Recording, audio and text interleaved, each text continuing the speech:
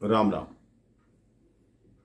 जैसा कि मैं पिछले प्रसंग में बता रहा था, विवाह का कार्य संपन्न हुआ।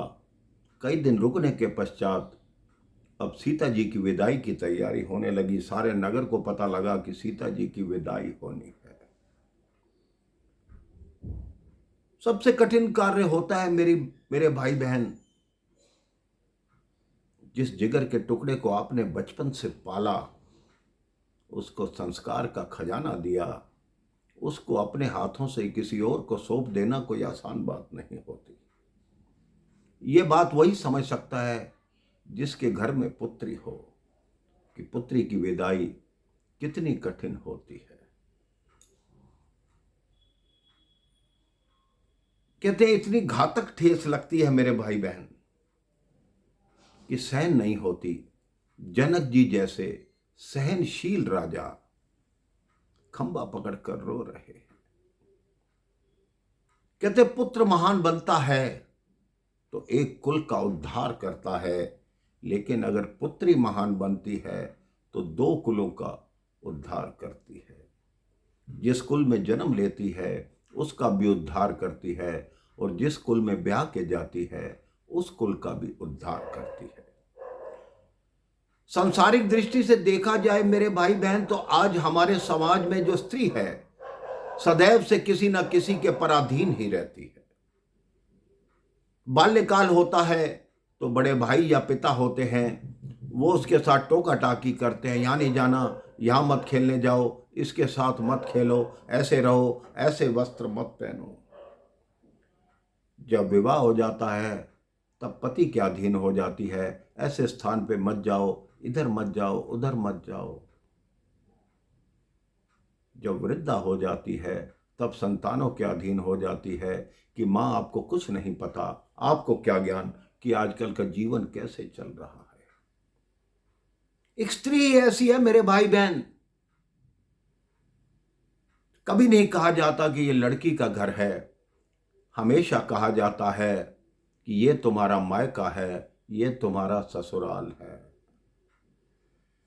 इसलिए जो लड़की होती है वो आजीवन यही सोचती रहती है कि ना वो मेरा घर हुआ, क्योंकि वहां कहा जाता था तुम पराया धन हो, और यहां आकर भी, ससुराल में आकर भी सब लोग कहते हैं ये पराई लड़की है। चाहे कितनी भी वो बेटी की तरह उस परिवार की सेवा करे, लेकिन वो पुत्री का स्थान कभी ले नहीं पाती। कोई हजारों में एक आध उदाहरण मिलता होगा मेरे भाई बहन, लेकिन पराया समाज में ऐसा नहीं होता। अब सीता जी की विदाई की तैयारी हो रही है। जनक जी खंबा पकड़कर रो रहे हैं। राम जी आते हैं, मां सुनैना को प्रणाम करते हैं। मां सुनैना कहती है, सीता मैं तुम्हारी विदाई पर रोऊंगी नहीं। ये जो मेरी आंखों से अश्रु बह रहे हैं, ये राम जैसा पुत्र प्राप्त होने पर बह रहे हैं। ये तो खुशी के आंसू हैं। मां संस्कार का खजाना देती है। सोचिए मेरे भाई बहन, जो लक्ष्मी का साक्षात अवतार हैं, जो स्वयं शक्ति हैं, वो भी मां से संस्कार का खजाना लेती है।